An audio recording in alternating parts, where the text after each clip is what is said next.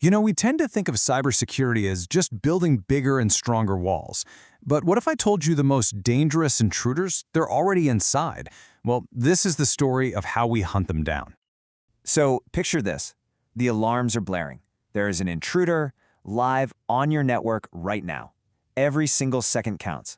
What's the move? What do?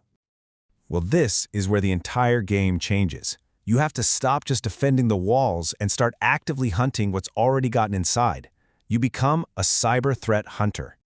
But look, you can't just go in blind. You need a digital forensics lab, a sort of base of operations where you can analyze every digital footprint the intruder leaves behind. Our lab is going to be built on this really powerful open source platform called the ELK stack. Think of it like a high-tech sieve, basically designed to sift through mountains and mountains of data to find even the faintest digital footprints. So, the E in ELK, that's for Elasticsearch. This is our massive searchable filing cabinet. Every single piece of digital evidence from all over the network, every log, every event, it all gets stored here so we can search it like lightning fast.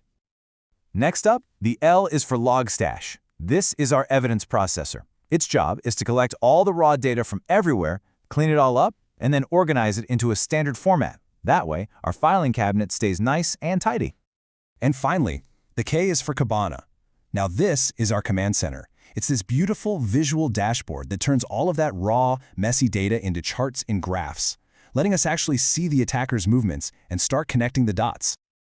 So let's just recap real quick. Logstash collects and processes the evidence, Elastic stores it all, and Kibana lets us visualize it. Together, they make up the ELK stack, our complete ready-to-go lab for the hunt. And just like that, our lab is online. We are ready. Now we can connect our systems, let the data start flowing in, and officially set the trap for our intruder. Okay, but tools are really only half the battle, right? A successful hunt requires a strategy, a playbook. So let's break down the method to all this madness. What you're looking at here is the full incident response cycle. Threat hunting fits right in here. In these absolutely crucial phases of identification, which is, finding the threat, and containment, stopping it dead in its tracks before it can spread. And the hunt itself? It has its own process. This is not some chaotic random search. No way. It's a series of deliberate steps, each one designed to take us from just a vague suspicion to a concrete, actionable plan. Let's walk through these 6 steps together. First, we evaluate what we know. Then we identify where we can find more data. Third, we analyze that data to model what the attacker is probably going to do.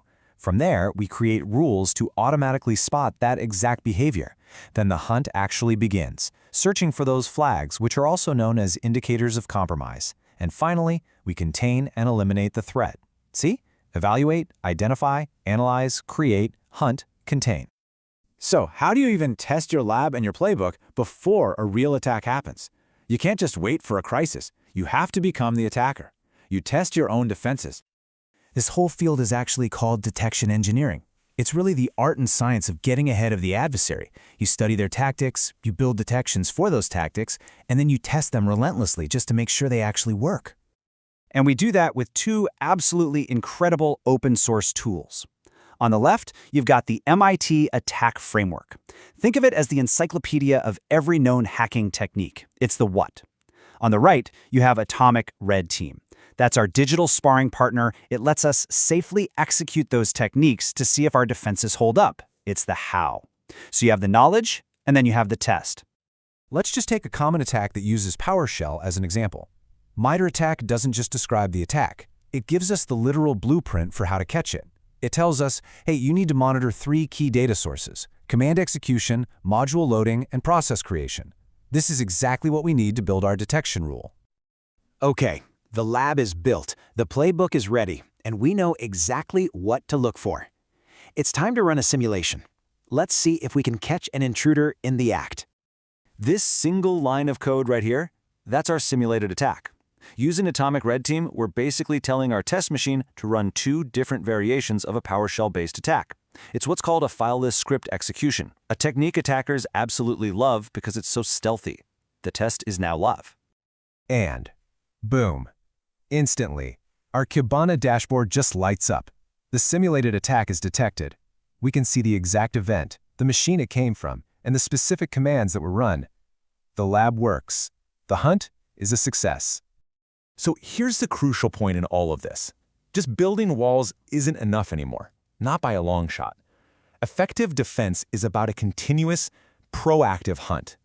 It's about understanding the adversary, building the tools to see them, and constantly testing your ability to find them before they can do any real damage.